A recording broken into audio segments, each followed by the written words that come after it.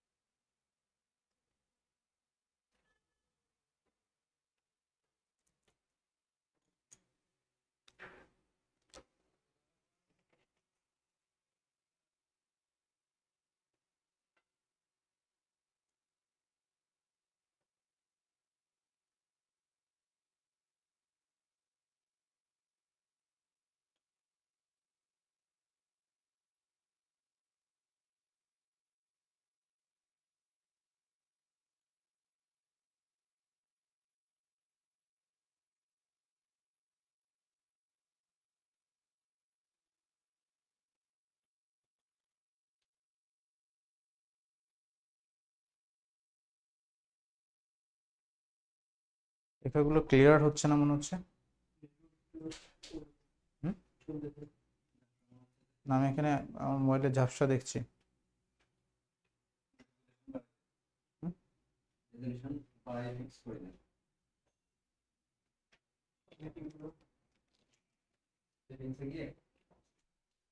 হুম। Nobody joined still.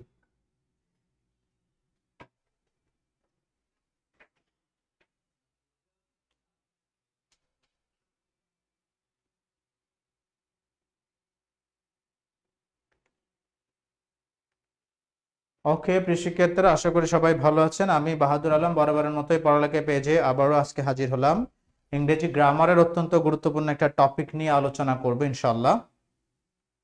আমরা ইতিমধ্যে আমাদের সাথে অনেকে যুক্ত হয়েছে, আর অনেকে যুক্ত হবে, ওয়েট করছি। আজকে আমাদের আলোচনার বিষয়বস্তু হচ্ছে right form of verb, the rules of using right form of verbs. এটা অত্যন্ত গুরুত্বপূর্ণ একটা টপিক, বিশেষ করে তোমরা যারা 25 এবং 26 ব্যাচে রয়েছে এসএসসি পরীক্ষার্থী, তাদের জন্য অত্যন্ত গুরুত্বপূর্ণ একটা ক্লাস এটা। So আজকে আমি চেষ্টা করি খুব বেশ কিছু রুলস আলোচনা করে শেষ করার জন্য। ওকে,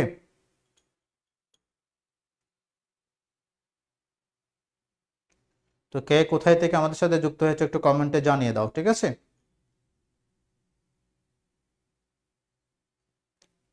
কে কোথায় থেকে যুক্ত হয়েছে একটু কমেন্টে জানিয়ে দাও, এবং আমাকে ক্লিয়ারলি শোনা যাচ্ছে কিনা একটু অ্যানশিওর করতে হবে। যারা আমাকে শুনছো, একটু ক্লিয়ারলি শোনা যাচ্ছে কিনা একটু অ্যানশিওর করতে হবে। সো আমরা একটু পরে আমাদের আলোচনায় চলে যাব। আজকের যে গুরুত্বপূর্ণ টপিক রাইট ফ্রম ভার্ব নিয়ে আলোচনা করব উইথ এক্সাম্পল, এবং প্রত্যেকটা রুলস আমরা ক্লিয়ারলি আলোচনা করে শেষ করার চেষ্টা করব। ওকে,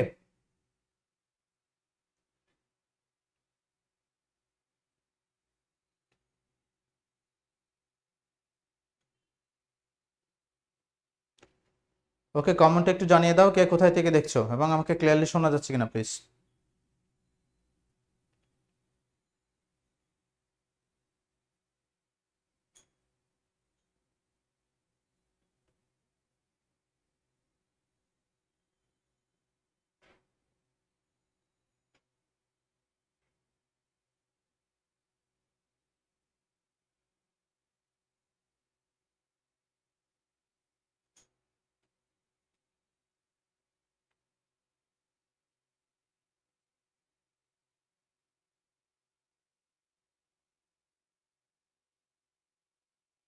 সাউন্ড নাই,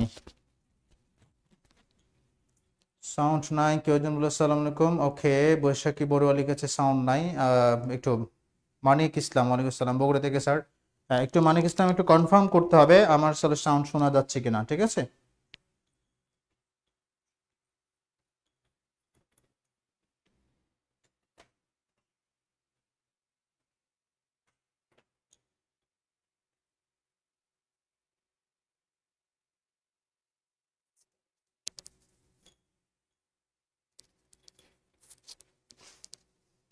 বৈশাখী বড়ুয়া, ওকে, ওয়ালাইকুম আসসালাম।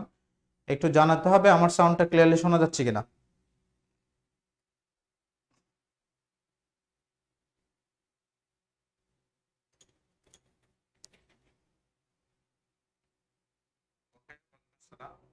একটু জানাতে হবে আমার সাউন্ডটা ক্লিয়ারলি শোনা যাচ্ছে। সাউন্ড আমার ডিভাইসে আমি ভালো শুনতে পাচ্ছি। তানিশা আক্তার, ওয়ালাইকুম সালাম স্যার। ওকে, একটু করে কনফার্ম করো যে আমাকে শোনা যাচ্ছে কিনা প্লিজ। আমি ক্লাস শুরু করবো এখনই। I don't want to wait মোর।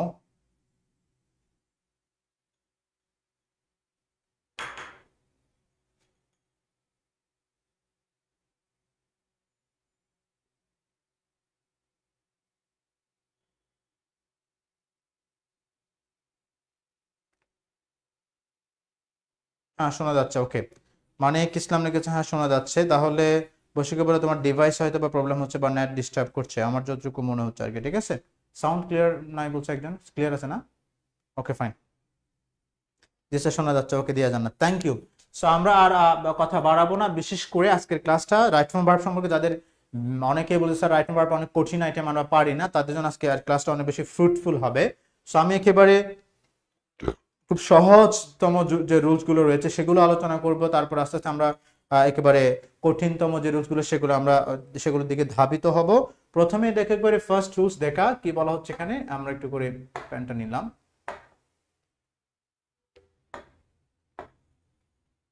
দেখো, এক নাম্বার রুলসে বলা হচ্ছে সাবজেক্ট যদি থার্ড পারসন সিঙ্গুলার নাম্বার হয়, এবং এটা কমন রুল একেবারে, সেটা হচ্ছে কি সাবজেক্ট যদি থার্ড পারসন সিঙ্গুলার নাম্বার এবং বাক্যটি যদি প্রেজেন্ট ইনডেফিনিট টেন্স হয়, তাহলে সেক্ষেত্রে স্যার ভার্বের সাথে কি দিতে হবে, অ্যাজ বা ইয়েস। এখানে অবশ্যই একটা কথা বলে রাখতে হয় যে এখানে ভয়েসের যে ব্যাপারটা এটা মাথায় রাখতে হবে।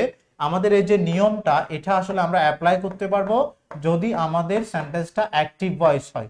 তাহলে স্যার কি বলা হচ্ছে আরেকটু খেয়াল করো, যদি আমার বাক্যটা প্রেজেন্ট ইনডেফিনিট টেন্স হয়, তাহলে স্যার আমরা কেমনে বুঝবো যে প্রেজেন্ট ইনডেফিনিট টেন্স?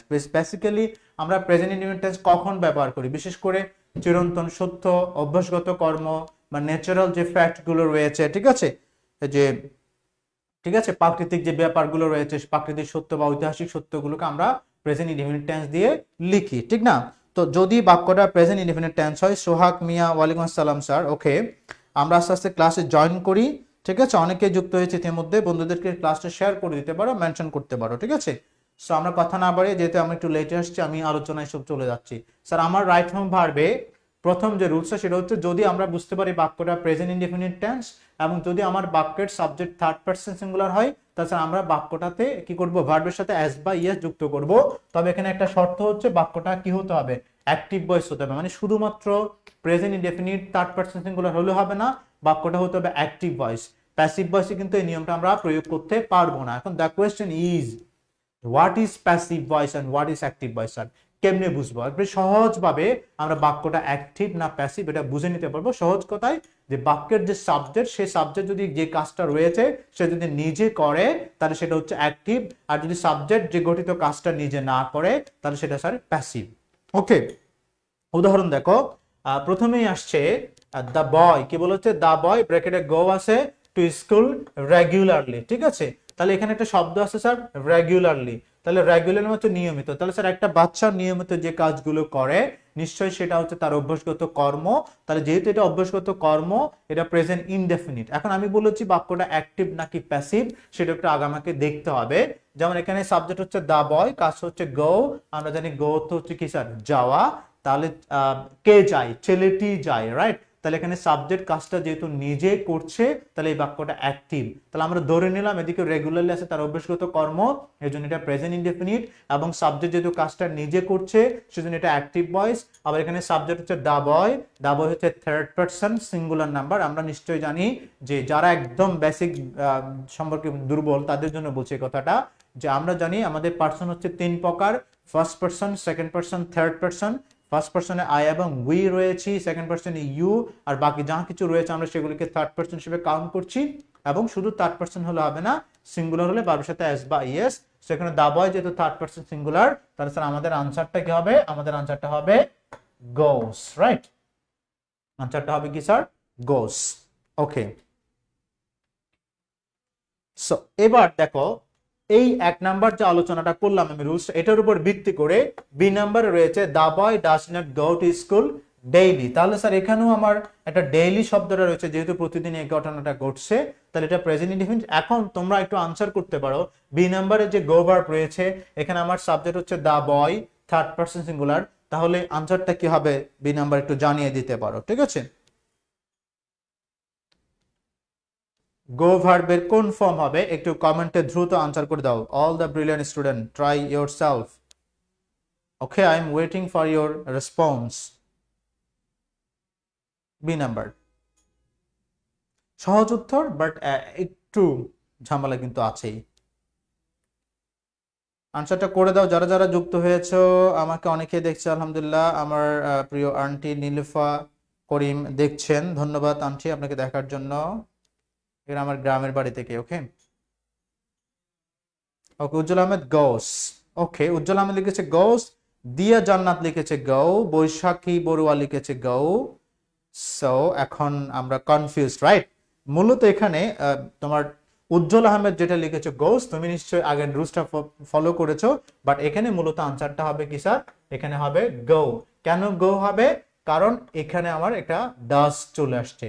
যখন স্যার ভার্বের আগে যেহেতু ডাস চলে আসছে, তখন এদিকে আর এস বাই এসটা হবে না, ঠিক আছে? সেজন্য আমরা কি দিব? গৌ দিব। ভেরি গুড, বাকি যারা সঠিক উত্তর দিয়েছো তাহলে উজ্জ্বল আহমেদ আশা করি বিষয়টা বুঝতে পেরেছো, এখানে গৌ হবে। ওকে, তারপর sir the boy generally go to college at AM। সাধারণত ছেলেটা go to college at AM। তাহলে স্যার এখানে একটা শব্দ চলে আসছে, দেখো জেনারেলি, সাধারণত। তাহলে সাধারণত যে কাজগুলো ঘটে থাকে অভ্যাসগত কর্ম, ন্যাচারালি, নর্মালি, সাধারণত এগুলো থাকলে আমরা এটাকে অভ্যাসগত কর্ম হিসেবে ধরে নিলাম। তাহলে স্যার এখানে আমার সাবজেক্ট হচ্ছে দা বয়, তাহলে এখানে ভার্ব গো আছে, টু কলেজ এট AM। তাহলে এখানে সাবজেক্ট থার্ড পারসন গুলো, তাহলে এখানেও কি হবে? Goes to college at 8 AM। এরপর দেখো মিস্টার খান গো অ্যাব্রড, বিদেশে যায় এভরি মান্থ। তাহলে দেখো মিস্টার খান প্রতি মাসেই বিদেশ যায়, তাহলে প্রতি মাসে যাওয়া মানে তার এটা একটা অভ্যাসগত কর্ম হয়ে গেছে। তাহলে সেক্ষেত্রে আমরা এটাকে প্রেজেন্ট ইনডেফিনিট টেন্স দিয়ে লিখবো। আমার subject mister Khan third person singular number, এখানেও গোস হবে।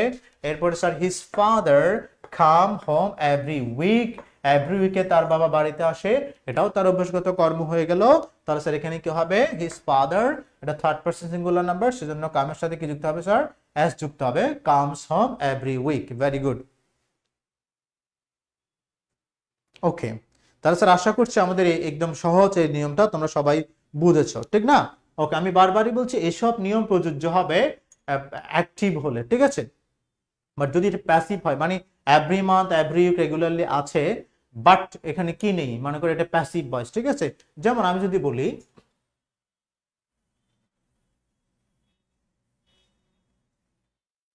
দেখো দ্য রুম, তোমরা একটু বোঝার চেষ্টা করো। দ্য রুম, ব্র্যাকেটে রয়েছে CLEAN, clean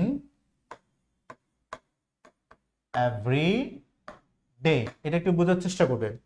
the room clean everyday. এখন এখানে এভরিডে রয়েছে, তার মানে এটার বাংলাটা কি বুঝা, আমি যদি একটু করে বোঝার চেষ্টা করি, তাহলে sir the room clean everyday, তার মানে এই রুমটা প্রতিদিন পরিষ্কার করা হয়, ঠিক না?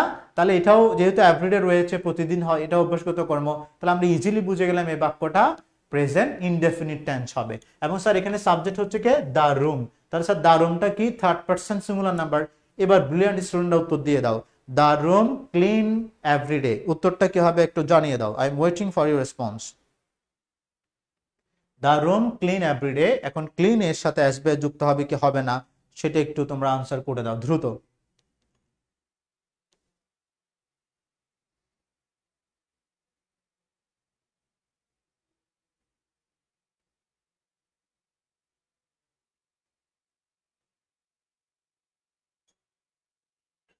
ওকে, দ্য রুম ক্লিন এভরিডে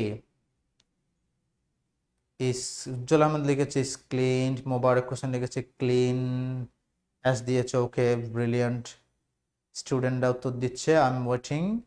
উজ্জ্বল আহমেদ লিখেছে ইস ক্লিনড, বৈশাখী বড়ুয়া লিখেছে ক্লিনস, যেহেতু থার্ড পারসন নাম্বার ভার্বের সাথে আসবে যুক্ত করেছে। ওকে, আর কেউ আনসার করছে কিনা আমি একটু ওয়েট করছি, তারপর আমি এটা ডিসকাস করবো স্যার।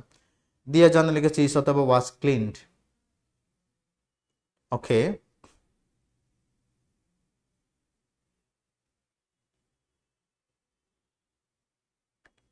ওকে, আমার আমার আমার খুব ভালো লাগছে যে আমার আমি আগে যে প্রতিষ্ঠানে কাজ করে আসছি, আমার প্রিয় স্যার আশরাফ স্কুল অ্যান্ড কলেজের সম্মানিত প্রিন্সিপাল স্যার, সাবেক প্রিন্সিপাল স্যার আমাকে দেখছেন। রাশেদ স্যার, আসসালামু স্যার, আশা করি ভালো আছেন। Thank you for watching me, thank you for your invaluable time. So the room clean every day. Okay, আনসারটা কি হবে? Is cleaned. কেউ লিখেছে ইজ ক্লিন, মানিক ইসলাম। আচ্ছা, আলোচনা করি মূলত এখানে আনসারটা কি হবে। কারেন্ট আনসারটা আমি একটু পরে মিলিয়ে নেবা। এখানে দেখো, এখানে যেহেতু স্যার এভরিডে রয়েছে, প্রতিদিন কাজটা ঘটছে, এই জন্য আমরা প্রেজেন্ট ইনডেফিনিট টেন্স ধরে নিলাম। এখন আমি বলেছিলাম বাক্যটা কি হতে হবে, অ্যাক্টিভ না প্যাসিভ, একটু টেস্ট করে দেখি। এখানে আমার সাবজেক্ট হচ্ছে দ্য রুম, আবার কাজটা হচ্ছে ক্লিন করা। তাহলে রুমটা তো স্যার নিজে নিজে পরিষ্কার হতে পারেন, রুমটাকে কেউ না কেউ পরিষ্কার করে। তাহলে শেষ বাক্যটা অ্যাক্টিভে পড়লো না, এটা হচ্ছে কি স্যার প্যাসিভ। দ্যাট মিনস এই বাক্যটা হচ্ছে প্যাসিভ ভয়েসের প্রেজেন্ট ইনডেফিনিট, রাইট। এখন প্যাসিভ ভয়েসের প্রেজেন্ট ইনডেফিনিটের স্ট্রাকচার কি এটা তোমাকে জানতে হবে। আমি বারবারই বলছি রাইট ফর্ম ভার্বে পূর্ণ নাম্বার পেতে গেলে তোমাদের অবশ্যই টেন্সের স্ট্রাকচার সম্পর্কে ক্লিয়ারলি ধারণা থাকতে হবে। তাহলে দেখো সাবজেক্ট প্লাস এরপরে কি আসবে sir, am is are, subject plus am is are plus এরপরে কি হবে স্যার, V3, রাইট। কারণ আমরা জানি প্যাসিভ ভয়েস বলতে ভার্বের পাস্ট পার্টিসিপল। এখানে অনেকে শুধু ক্লিন দিচ্ছে, অনেকে ইজ দিয়ে আবার ক্লিন দিচ্ছ না, একটু ক্লিয়ার করে নাও। তাছাড়া আমার এখানে সাবজেক্ট হচ্ছে দ্য রুম, দ্য রুম হচ্ছে থার্ড পারসন সিঙ্গুলার, তার সাথে আমরা কি দিলাম, ইজ দিলাম, এম ইজ আর থেকে, যেটা এম হবে না। এবার ক্লিন এর পাস্ট পার্টিসিপল কি হবে স্যার, ক্লিন, CLENED, ক্লিনড। ওকে, তাহলে the room is cleaned. Okay, B plus B3, very good. তাহলে আশা করি বিষয়টা বুঝতে পারছো। তাহলে স্যার বুঝতে হবে যে এভরিডে, রেগুলারলি, এইগুলো দেখার সাথে সাথে প্রেজেন্ট ইনডেফিনিট মনে করতে হবে, ঠিক আছে। বাট এটা অ্যাক্টিভ না প্যাসিভ সেটা আমাদেরকে একটু কি করতে হবে, ক্লিয়ার করতে হবে। Very good. তাহলে স্যার আমরা পরবর্তী রুলসে চলে যাচ্ছি, কথা না বাড়িয়ে সেকেন্ড যে রুলসটা সেটা আমরা আলোচনা করব। Okay, okay, then rule number 2।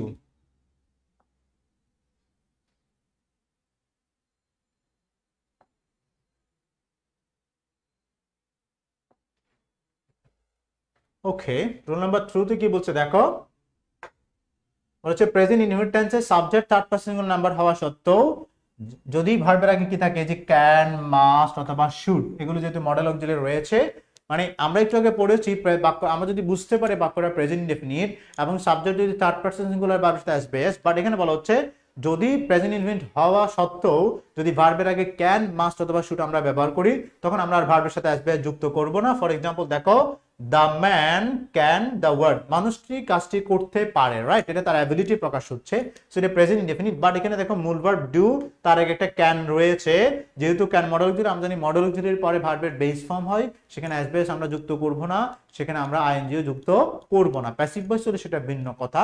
তাহলে সেক্ষেত্রে আমরা কি ইউজ করবো স্যার, এখানে আনসারটা হবে কি, ডু। তাহলে কি হলো, the man can do the work. তারপর হচ্ছে শি মাস্ট, মাস্ট রয়েছে, এখানে সেটা থার্ড পারসন সিঙ্গুলার নাম্বার হওয়া সত্ত্বেও আমরা ভার্বের সাথে আসবে যুক্ত করব না, জাস্ট আমি এখানে আমার আনসার হবে কি স্যার, জাস্ট কাম। ওকে, তাহলে কি হলো, she must come to her office in time. হচ্ছে দ্য স্টুডেন্ট শুড, ওকে, কি আসছে, the student should learn his lesson regularly, যেহেতু শুড রয়েছে মডেল অক্সিলারি, এরপরে ভার্বের বেস ফর্মটা ইউজ করব, এখানে আমরা অ্যাসবে যুক্ত করব না। তাহলে স্যার কি দিব, স্টুডেন্ট শুড লার্ন, একইভাবে এগুলো সেম হয়ে যাবে। He can walk 5 miles at a time, সে এটাও তার অ্যাবিলিটি প্রকাশিত হচ্ছে, রাইট, যে সে একটানা 5 মাইল কি করতে পারে, হাঁটতে পারে, এটা তার অ্যাবিলিটি প্রকাশ হচ্ছে প্রেজেন্ট ইনডেফিনিট। টেন্স হিসাব করলে এখানে subject third person number he আছে, সেই হিসেবে কিন্তু ভার্বের সাথে আসবে হওয়ার কথা, বাট এখানে যেহেতু ক্যান রয়ে গেছে, এজন্য আমরা ভার্বের সাথে আসবে যুক্ত করব না। ওকে, সেই কথাটাই আমাদের রুলসে বলা হচ্ছে, ফাইন। তাহলে স্যার আমরা এটা আলোচনা করছি না, এবার আমার 3 নাম্বারে কি বলছে একটু দেখি। 3 নাম্বার রুলসে বলছে সেন্টেন্স যদি ইউনিভার্সাল ট্রুথ হয়, এই আগের কথাগুলো মূলত এখানে রিপিট হচ্ছে আর একটু ক্লিয়ার করার জন্য, হ্যাবিচুয়াল ফ্যাক্ট হয়, ঠিক আছে। যদি ইউনিভার্সাল ট্রুথ হয় এবং হ্যাবিচুয়াল ফ্যাক্ট বা অভ্যাসগত কর্ম হয়, তাহলে সেক্ষেত্রে আমরা বাক্যটাকে প্রেজেন্ট ইনডেফিনিট টেন্স দিয়েই লিখবো। যেমন দেখো এখানে হ্যাবিচুয়াল ইউনিভার্সাল ট্রুথটা দেখো, the earth move round the sun, আমরা জানি যে পৃথিবী সূর্যের চারদিকে ঘুরে, তাহলে এটা চিরন্তন সত্য কথা, তাহলে এটা প্রেজেন্ট ইনডেফিনিট হবে। তাহলে সেক্ষেত্রে আমাদের যেহেতু সাবজেক্ট হচ্ছে দ্য আর্থ, পৃথিবীর থার্ড পারসন সিঙ্গুলার নাম্বার, তাহলে স্যার কি হবে এখানে স্যার, মুভস হবে, কি হবে, মুভস হবে, রাইট। আমি সহজ আনসারগুলো তোমাদের কাছ থেকে চাচ্ছি না, একটু পরে আরো রুলস আমরা আলোচনা করবো, সেখানে তোমরা অবশ্যই রেসপন্স করবে যারা যারা আমাদেরকে দেখছো, প্রিয় শিক্ষার্থীরা বিশেষ করে। তাহলে কি the sun rise the east, তাহলে the sun third person singular number, সূর্য পূর্ব দিকে ওঠে সত্য, তাহলে রাইজেস দ্য ইস্ট। এরপর হচ্ছে the sun set the west, সূর্য পশ্চিম দিকে অস্ত যায় সত্য, sets the west. We know that, আমরা জানি যে আইস ফ্লোট ওয়াটার, এখানে একটা ঠিক আছে, অন ওয়াটার, আমরা জানি বরফ পানিতে ভাসে, তাহলে এখানে আমার সাবজেক্ট হচ্ছে বরফ, থার্ড পারসন সিঙ্গুলার নাম্বার, এবং যেহেতু এটা সত্য প্রেজেন্ট ইনডেফিনিট হবে, তাহলে স্যার আমরা কি দিব, আইস ফ্লোটস অন ওয়াটার, বরফ পানিতে কি করে, ভাসে। দ্য টিচার স্যাড, টিচার বললেন দ্যাট দ্য আর্থ রাউন্ড, তাহলে দেখো এখানে বিভার্ব রয়েছে, তা স্যার বিভার্ব যেহেতু রয়েছে প্রেজেন্ট ইনডেফিনিট টেন্স, আমরা বিভার্ব থেকে পাচ্ছি এম ইজ আর, তাহলে স্যার এম ইজ আর থেকে আমার সাবজেক্ট যেহেতু রয়েছে দ্য আর্থ, আর্থের সাথে আমার আনসার হবে কি, ইজ, তাহলে এখানে আনসার হবে ইজ। ওকে, আশা করি এটা সবার কাছে ক্লিয়ার, এটা সহজ একটা নিয়ম। আমরা এবার পরবর্তী রুলসে চলে যাচ্ছি। Okay, rule 5। Okay, rule 4, it's very important. Right form verb করতে গিয়ে যেহেতু আমাদের একটা কনটেক্সট থাকে, একটা প্যাসেজ থাকে, তো প্যাসেজের লাইনগুলো পড়ে স্যার আমাকে আইডেন্টিফাই করতে হয় বাক্যটা কোন টেন্সে রয়েছে। তো সেক্ষেত্রে কোন টেন্সে রয়েছে আমাকে তো কেউ ক্লিয়ার করে দিবে না, এটা কিন্তু বাংলা বাক্য থাকবে না। সো ইংরেজি বাক্যগুলো পড়ে আমাকে আইডেন্টিফাই করতে হবে বাক্যটা কোন টেন্স। সো বাক্যটা কোন টেন্সে হবে এগুলোর জন্য বিশেষ বিশেষ কিছু চিহ্ন রয়েছে, যে এই সিম্বলগুলো, এই ওয়ার্ডগুলো থাকলে এটা এই টেন্স হবে, এই ওয়ার্ডগুলো থাকলে এটা এই টেন্স হবে। এই বিষয়গুলো আমাদের কিন্তু এখন আমরা ক্লিয়ার করব। প্রিয় শিক্ষিত, আমরা দেখতে পাচ্ছি এখানে রুল 4 কি বলছে, যে কোন সেন্টেন্সে যদি কোনো সময় উল্লেখ না থাকে, মাঝে মধ্যে এই শব্দগুলো থাকে, শব্দগুলো একটু আমরা পরিচিত হয়ে নিই। যে জেনারেলি, জেনারেলি মানে হচ্ছে সাধারণত যেটা করে থাকে, ইউজুয়ালি সচরাচর, এরপর হচ্ছে sir ordinarily, normally, always, sometimes মাঝে মাঝে, তারপর হচ্ছে অফেন, প্রায়, ডেইলি, এভরিডে, রেগুলারলি। তার স্যার নরমালি, ডেইলি, ইউজুয়ালি, তারপর হচ্ছে রেগুলারলি, এই শব্দগুলো, সামটাইমস, অলওয়েজ, এই শব্দগুলো থাকলে আমরা বাক্যটাকে কিছু ব্যতিক্রম ছাড়া বাক্যটাকে আমরা কি করব স্যার, প্রেজেন্ট ইনডেফিনিট টেন্স দিয়ে লিখব। ঠিক আছে, ফর এক্সাম্পল দেখো,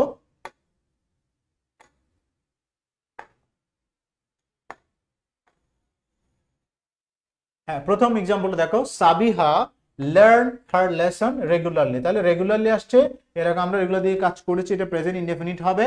তাহলে Sabiha third person singular number, ভার্বের সাথে যুক্ত হচ্ছে স্যার এস, লার্নস। তারপর দেখো হি অলওয়েজ, যেহেতু স্যার অলওয়েজ রয়েছে, ডিস্টার্ব দ্য স্টুডেন্ট, সে সবসময় স্টুডেন্টকে ডিস্টার্ব করে, তাহলে স্যার এখানেও থার্ড পারসন সিঙ্গুলার নাম্বার, তাহলে এখানেও ভার্বের সাথে যুক্ত হবে S by S, disturbs the student. তারপর হচ্ছে আ গুড স্টুডেন্ট, দেখো আ গুড স্টুডেন্ট লার্ন, তাহলে স্যার একজন স্টুডেন্ট এখানেও রেগুলারলি আসছে, তাহলে কি হবে sir, learns his lesson regularly. Rahman very often, Rahman very often, প্রায়ই কাম মি, আর কাম টু মি, এখানে একটা টু, কাম টু মি, তাহলে এখানে হচ্ছে স্যার ভেরি অফেন রয়েছে, অফেন মানে যে কাজটা আমরা প্রায়ই করে থাকি, সেক্ষেত্রে আমরা অফেন ব্যবহার করছি। তাহলে অফেন থাকলে আমার রুলস বলছে বাক্যটা প্রেজেন্ট ইনডেফিনিট, তাহলে সেক্ষেত্রে এখানে স্যার কি হবে, কামের সাথে আমরা একটা কি যুক্ত করব, এস যুক্ত করব। তার মানে রহমান প্রায়ই আমার কাছে আসে, সেজন্য present indefinite. Okay, does he read the news paper daily, সে কি প্রতিদিন পত্রিকা পড়ে, তাহলে স্যার ডেইলি যেহেতু আছে এটা প্রেজেন্ট ইনডেফিনিট, এবং এটা যেহেতু একটা প্রশ্ন করার জন্য ইন্টারোগেট ইনডেফিনিট সেন্টেন্স আমরা কি ইউজ করব, প্রেজেন্ট ইনডেফিনিট টেন্স আমরা ডাস ব্যবহার করছি। এদিকে যদি ডাস বসে গেছে, তাহলে এখানে ভার্বের সাথে এস বাই যুক্ত হবে না, জাস্ট কি হবে, রিড। ওকে স্যার, আশা করছি এই রুলসটা সবার কাছে ক্লিয়ার। হোসেন মোহাম্মদ কবির, ওয়ালাইকুম আসসালাম স্যার। ওকে,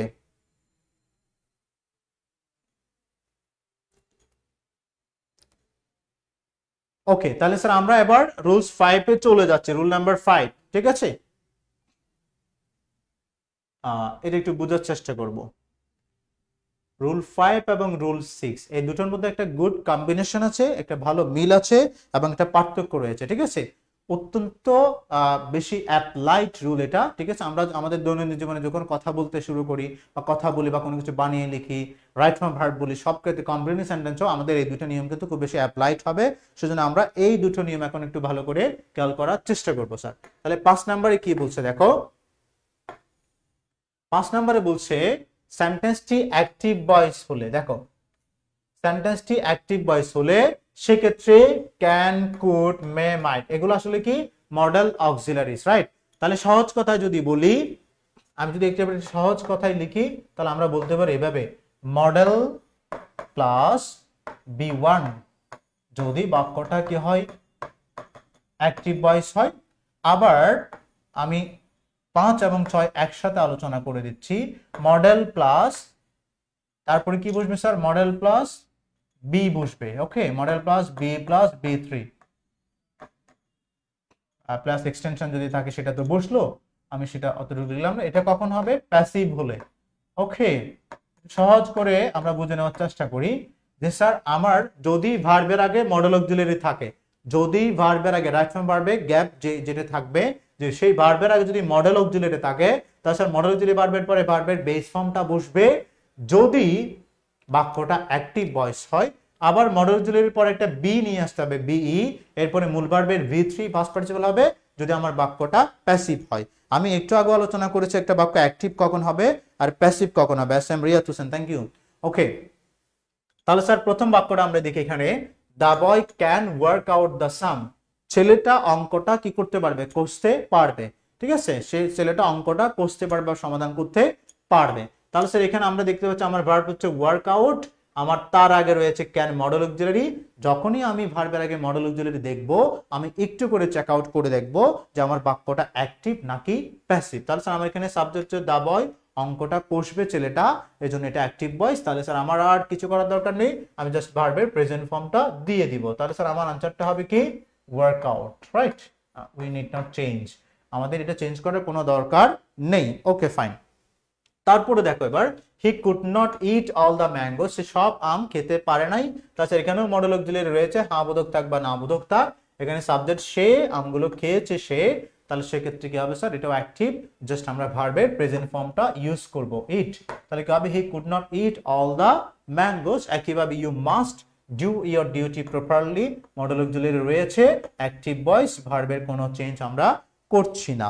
ঠিক আছে, তাহলে স্যার এরপরে কি আসছে আমাদের 6 নাম্বার রুলস আমরা একটু করে দেখে নিব। হ্যাঁ হ্যাঁ 6 নাম্বার রুলসে যেটা আমি আলোচনা করেছি, যদি মডেল অক্সিলারি যুক্ত সেন্টেন্সটা প্যাসিভ হয় তাহলে সেক্ষেত্রে আমরা মডেল অক্সিলারির পর একটা বি যুক্ত করব। তাহলে ব্রিলিয়ান্ট স্টুডেন্টরা এই যে এগুলোর আনসারগুলো করে দাও। The work can do immediately.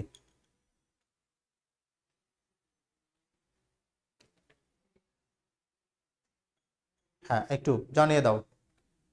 এখানে কি করবে? দা ওয়ার্ক ক্যান, ব্র্যাকেটে ডু আছে, ইমিডিয়েটলি আছে, তাহলে আমার এই ডু ভার্বের সঠিক ফর্মটা বসাতে হবে। আমরা একটু এটা উত্তরটা বসাই।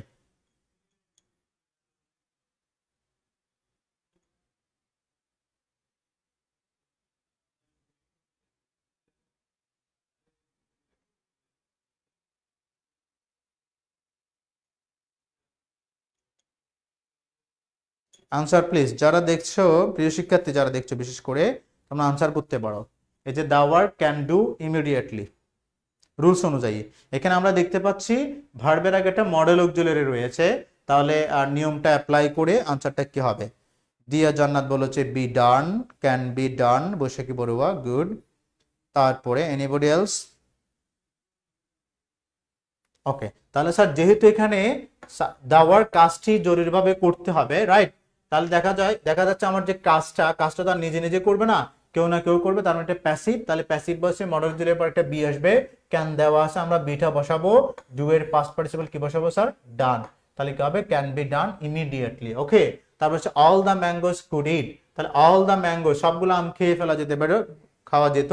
তাহলে স্যার এখানে অল দ্য ম্যাঙ্গোস, আম তো আর নিজে নিজে খাবে না, তাহলে স্যার কুড মডেল অক্সিলারি রয়েছে, এরপর আমরা কি দিব? বি, আর ইটের পাস্ট পার্টিসিপল আমরা কি দিব sir? Eaten, could be eaten. Okay, তারপর আসছে sir your duty must perform very soon. তোমার দায়িত্বটা যথাযথভাবে, এখানে কিন্তু তুমি পালন করবে না, বরঞ্চ সাবজেক্ট হচ্ছে তোমার দায়িত্ব, তোমার উপরে অর্পিত দায়িত্বটা যথাযথভাবে পালন করা উচিত বা অবশ্যই করতে হবে। তাহলে এটাও প্যাসিভ ভয়েস মাস্ট। তাহলে মাস্টের পরে স্যার আমরা দিব বি, আর যে পারফর্ম রয়েছে এই পারফর্ম ভার্বের পাস্ট পার্টিসিপল কি হবে? পারফর্ম। কি হবে? পারফর্মড। তাহলে কি হলো? Your duty must be performed very soon. এরপরে sir it can not deny, এটাকে অবহেলা করা যাবে না। তার মানে অবহেলা এটা করবে না, বরঞ্চ এটাকে অবহেলা করা যাবে না, এটাও প্যাসিভ ভয়েস মডেল অক্সিলারি রয়েছে। তাহলে স্যার এরপর আমরা বি দিব, ডিনাই এর পাস্ট পার্টিসিপল আমরা দিব denied. Okay, it can not be denied, এটাকে অবহেলা করা যাবে না, ঠিক না? ওকে, আশা করছি আমাদের কাছে এটা ক্লিয়ার। দেখো, the English book will buy tomorrow, এই যে বলা হচ্ছে ইংরেজি বইটা আগামীকাল কিনতে হবে বা কেনা হবে, ইংরেজি বইটা আগামীকাল কেনা হবে। এখানে সাবজেক্ট কিন্তু তুমি নাই বা আমি নাই, সাবজেক্টকে ইংরেজি বইটা, ভার্ব হচ্ছে কেনা। তার ইংরেজি বইটা তো নিজে নিজে কিনবে না, ইংরেজি বইটাকে কেনা হবে। সে হচ্ছে ইংরেজি বইটা আগামীকাল কেনা হবে, দ্যাট মিনস সাবজেক্ট কাজটা নিজে করবে না। সেখানে মডেল অক্সিলারি হিসেবে যেহেতু উইল রয়েছে, আমরা এরপর একটা বি দিব, আর বাইয়ের পাস্ট পার্টিসিপল কি হয়ে যাবে স্যার? বট। তাহলে এটার আনসারটা দাঁড়াবে the English book will be bought very soon. Okay, the English book will be bought very soon or tomorrow. Okay fine.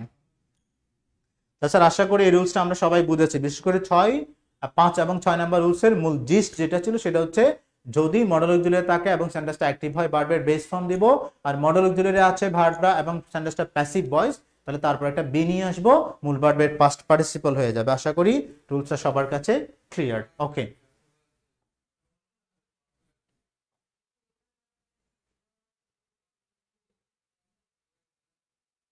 ওকে এরপরে রুল নাম্বার 7 এবং 8 আমরা আলোচনা করব।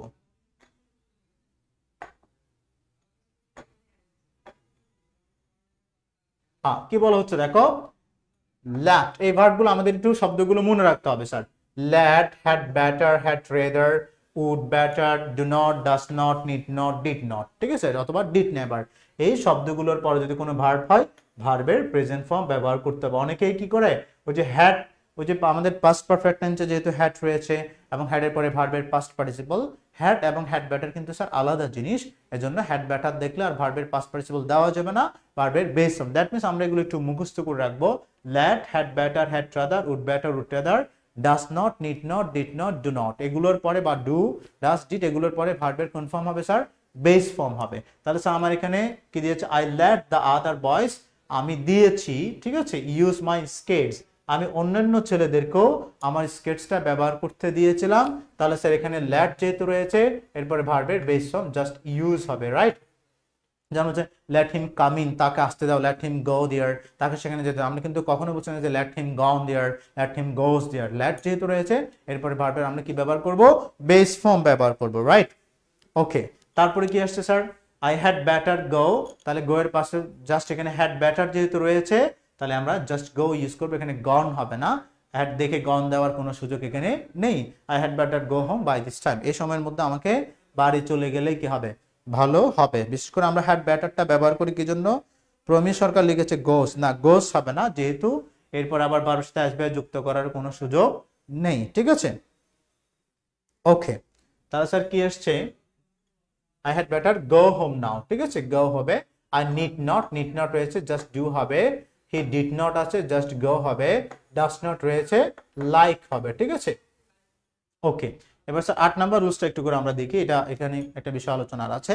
যদি সেন্টেন্সের শুরুতে, মাঝখানে বা শেষে আমরা শব্দগুলো বিশেষ করে দেখি, সরি প্রিয় আমি যেটা শুরুতেই বলেছিলাম যে আমাদের রাইট ফর্ম ভার্ব যখন আমরা করব তখন আমরা বাংলা বাক্য দেখে কিন্তু ইজিলি বুঝতে পারি যে বাক্যটা আসলে কোন টেন্সে রয়েছে। হ্যাঁ, আমরা আমরা গেস করতে পারি, ধারণা করতে পারি। কিন্তু আমরা যখন প্যাসেজে যখন রাইট ফর্ম ভার্ব ব্যবহার করব তখন যদি ইংরেজিতে থাকে তো ইংরেজি বাক্য দেখে আমি কিভাবে বুঝবো বাক্যটা কোন টেন্স? সো আমরা বলেছিলাম বিশেষ বিশেষ শব্দ বিশেষ বিশেষ টেন্সকে ইন্ডিকেট করে। তার মধ্যে এই যে দেখো নাও, এই নাও শব্দটা থাকলে, অ্যাট দিস মোমেন্ট এই মুহূর্তে, অ্যাট প্রেজেন্ট এই শব্দগুলো থাকলে বেসিক্যালি বাক্যটা প্রেজেন্ট কন্টিনিউয়াস টেন্স হয়। কারণ আমরা জানি বর্তমানে কোনো কাজ চলছে এরকম বোঝালে বাক্যটা প্রেজেন্ট কন্টিনিউয়াস টেন্স। তবে হ্যাঁ, প্রেজেন্ট কন্টিনিউয়াস টেন্স আরো ফার্দার ইউজ রয়েছে।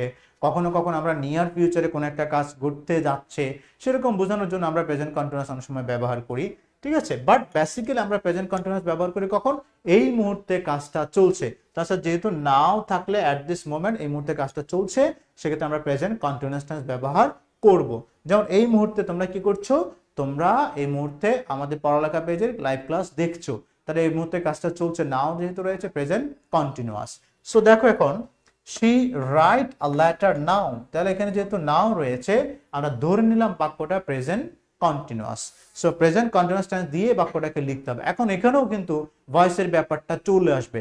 যেহেতু আমরা শুধু বললাম যে নাও থাকলে প্রেজেন্ট কন্টিনিউয়াস হয়, তাহলে প্রেজেন্ট কন্টিনিউয়াসে বাক্যটা অ্যাক্টিভও হতে পারে, প্যাসিভও হতে পারে। তাছাড়া প্রেজেন্ট কন্টিনিউয়াস টেন্সে অ্যাক্টিভ ভয়েসের স্ট্রাকচারটা কি?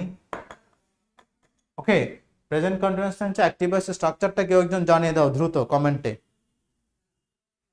প্রেজেন্ট কন্টিনিউয়াস টেন্সের অ্যাক্টিভ ভয়েসের স্ট্রাকচার এবং প্যাসিভ ভয়েসের স্ট্রাকচার আমরা দুটোই লিখব, ঠিক আছে?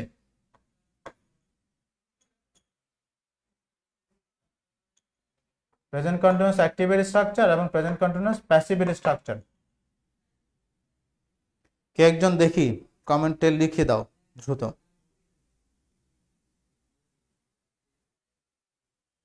Write the structure of present continuous tense both in active and passive voice. Okay.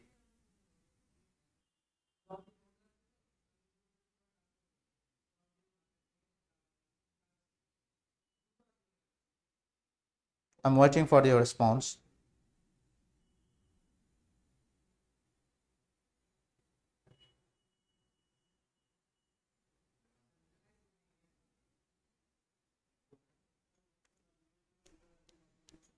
No one is writing.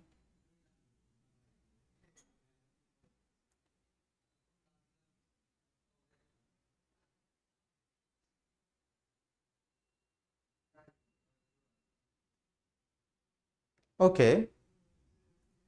Cleanse. Cleanse তো অনেক আগে চলে গেল, অনেকে পরে যুক্ত এমন আনসার করছে।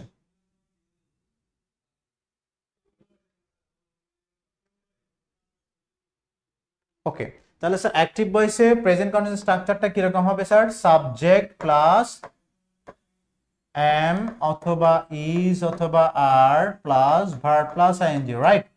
Verb plus ING.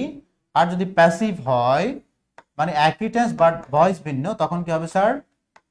am অথবা is অথবা are প্লাস কি হবে স্যার? being হবে, একটা কি হবে? being প্লাস V3 হবে। আমরা রুলসটা ভালো করে বোঝার একটু চেষ্টা করব। হ্যাঁ, অনেকেই লিখেছে, ইকবাল হাসান ফারহান লিখেছে। ওকে, মোবারক হোসেনও লিখেছে good. Okay, they are watching a movie. Example with example লিখে ফেললো, very good. Okay, subject plus am is are verb plus no. Iqbal Hasan Farhan তুমি লিখেছো সাবজেক্ট প্লাস অ্যামিজার প্লাস ভার্বের বেস ফর্ম মানে B1 লিখেছো, এটা একটু ভুল হলো, এখানে ভার্বের সাথে কি হবে? আইএনজি হবে, ঠিক আছে? ওকে,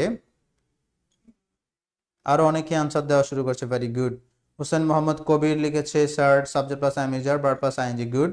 আর প্যাসিভ হলে subject plus am is are plus being plus past participle, that means B3 plus by plus example extension যদি থাকে বা এজেন্ট যদি থাকে। ওকে, ফাইন। তাহলে স্যার আসছি এবার, আমাদের দেখতে হবে বাক্যটা অ্যাক্টিভ নাকি প্যাসিভ। দেখো এখানে নাও রয়েছে, শি রাইট আ লেটার। আমাদের রুলস বলছে নাও থাকলে অ্যাট দিস মোমেন্ট থাকলে আমরা এটা প্রেজেন্ট কন্টিনিউয়াস টেন্স দিয়ে লিখবো, গুড। তাহলে স্যার এখানে যেহেতু নাও রয়েছে আমরা ধরে নিলাম এটা প্রেজেন্ট কন্টিনিউয়াস। এখন আমাকে দেখতে অ্যাক্টিভ না প্যাসিভ। সে একটা চিঠি লিখছে, তাহলে সাবজেক্ট কাজটা নিজে করছে, এটা অ্যাক্টিভ, তাহলে এটা দিয়ে আমাকে লিখতে হবে। তাহলে আমার সাবজেক্ট শি, তার সাথে আমার আনসার কি হবে? আমি এখানে এ নাম্বার আনসারটা এখানে লিখছি, তাহলে দিলাম ইজ। আমার ভার্ব রয়েছে রাইট, তাহলে রাইটের সাথে কি যুক্ত হবে? আইএনজি, তাহলে হবে she is writing a letter. এবার দেখো হি রয়েছে take his meal at this moment, এই মুহূর্তে সে কি করছে? তার খাবারগুলো খাচ্ছে। তাহলে স্যার এখানে যেহেতু এই মুহূর্তে অ্যাট দিস মোমেন্ট রয়েছে, এটাও প্রেজেন্ট কন্টিনিউয়াস এবং এটা অ্যাক্টিভ, তাহলে কি হবে? হি ইজ টেকিং, কি হবে? He is taking his meal at this moment.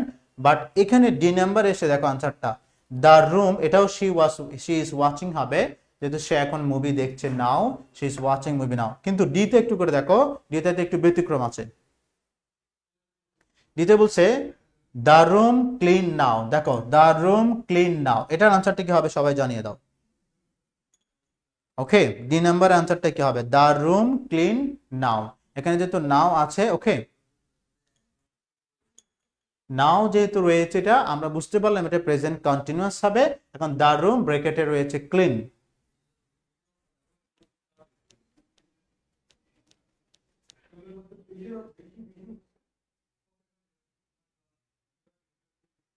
Lokman sir, walaikum assalam. Thank you sir for watching me.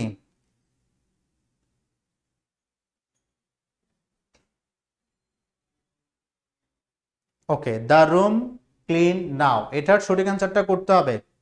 ব্রিলিয়ান্টরা দ্রুত আনসার করে দাও। Boishakhi Barua, very good. Is being cleaned, okay, is being cleaned, you are right. Okay, is. Iqbal Hasan Farhan শুধু is লিখেছো, শুধু is লিখলে তবে দিয়ে জানা লিখেছি is being clean, very good.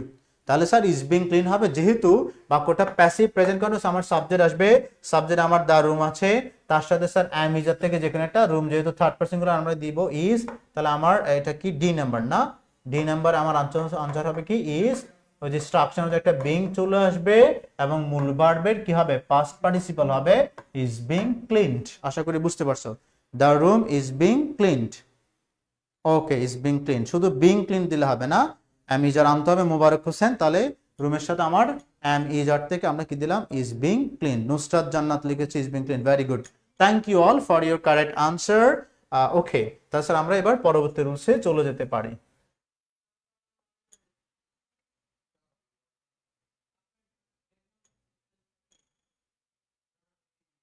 ওকে,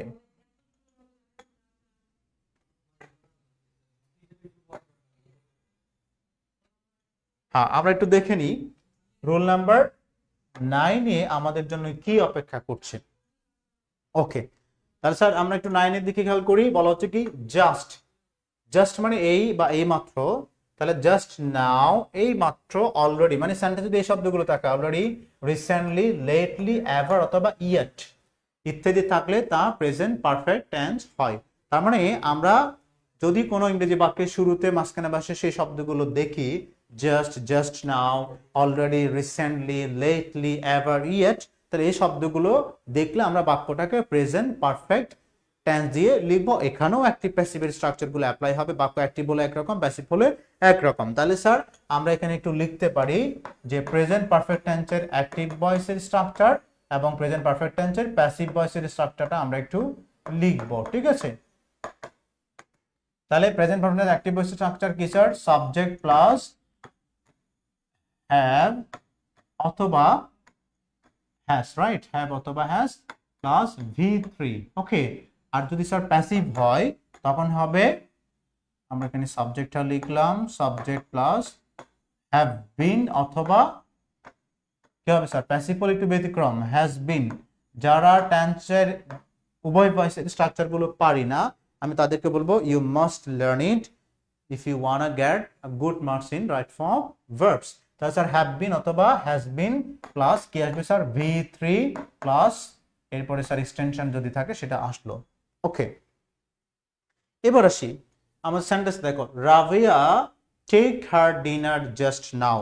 এখন আনসারটা জানাতে হবে যে এখানে টেক এর আসলে কোন ফর্মটা হবে, দ্রুত জানিয়ে দাও কমেন্টে।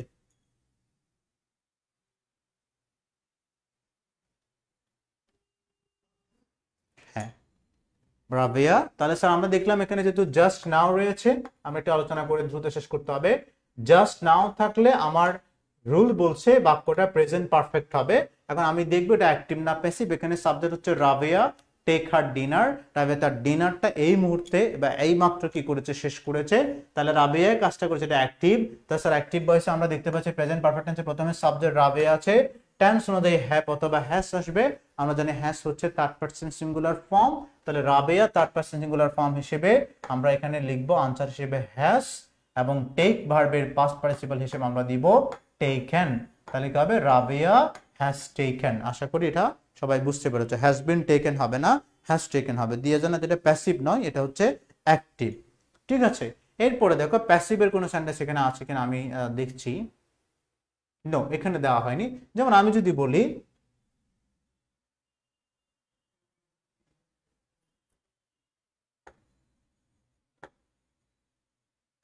দ্য গ্লাস, ব্রেকেটে দিলাম ব্রেক, ওকে, তারপরে দিলাম জাস্ট নাও। বাক্যটা দেখো, the glass break just now, এখানেও জাস্ট নাও আছে, এখানেও জাস্ট নাও আছে, সেই হিসেবে এটাও প্রেজেন্ট পারফেক্ট, এটাও present perfect. The question is আমরা কি অ্যাক্টিভে যাব নাকি প্যাসিভে যাব? এখন আমার সাবজেক্ট হচ্ছে দ্য গ্লাস, ভার্ব রয়েছে হচ্ছে ব্রেক। তাহলে স্যার গ্লাস তো নিজে নিজে ভাঙেনি, গ্লাসটাকে এই মুহূর্তে ভেঙে ফেলা হয়েছে, তাহলে এটা প্যাসিভ হবে। সেক্ষেত্রে কি হবে স্যার? এখানে হবে এটা প্যাসিভ ভয়েস, তাহলে আমার সাবজেক্ট আসবে, এরপর হ্যাভ বিন অথবা হবে the glass has been broken just now, ঠিক আছে? তাহলে স্যার এখানে হচ্ছে জাস্ট হ্যাজ টেকেন, বাট এটা লেখার সময় আমাকে লিখতে হবে হ্যাজ, এটা বিন নিয়ে আসতে হবে, হ্যাজ বিন ব্রোকেন, বিকজ এই বাক্যটাও প্রেজেন্ট পারফেক্ট কিন্তু passive voice. Has been broken, অন্তর দে, ভেরি গুড, অন্তর দে বললো ওকে, হ্যাজ বিন ব্রোকেন। তাহলে স্যার আমরা আশা করি বুঝতে পারলাম, ওকে, হ্যাজ বিন ব্রোকেন, এটা হ্যাজ টেকেন কেন, এটা অ্যাক্টিভ, এটা হ্যাজ বিন ব্রোকেন কেন, এটা প্যাসিভ, দুটোই কিন্তু টেন্স একই। ওকে, এরপর স্যার আমরা 10 নম্বর রুলস আলোচনা করে আজকের ক্লাসটা এখানে শেষ করব। নেক্সট ক্লাসে আমরা পরবর্তী রুলসগুলো আলোচনা করব। রাইট ফর্ম ভার্বের আরো অনেকগুলো চমৎকার কিছু রুলস রয়েছে।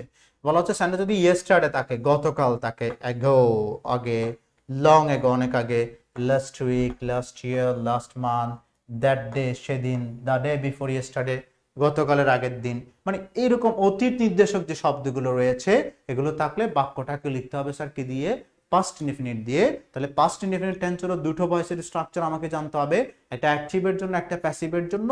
সো এখানে একটু করে দেখো, দা বয় গো হোম ইয়েস্টারডে, দেখি দ্রুত আনসার দিয়ে দাও, এই গো ভার্বের কোন ফর্ম হবে? Mobarak Hossain sir Rabia is taking, না রাবিয়া ইজ টেকিং হবে না স্যার, কারণ এটা প্রেজেন্ট কন্টিনিউয়াস না, এটা প্রেজেন্ট পারফেক্ট। লিখতে হবে রাবিয়া হ্যাজ টেকেন।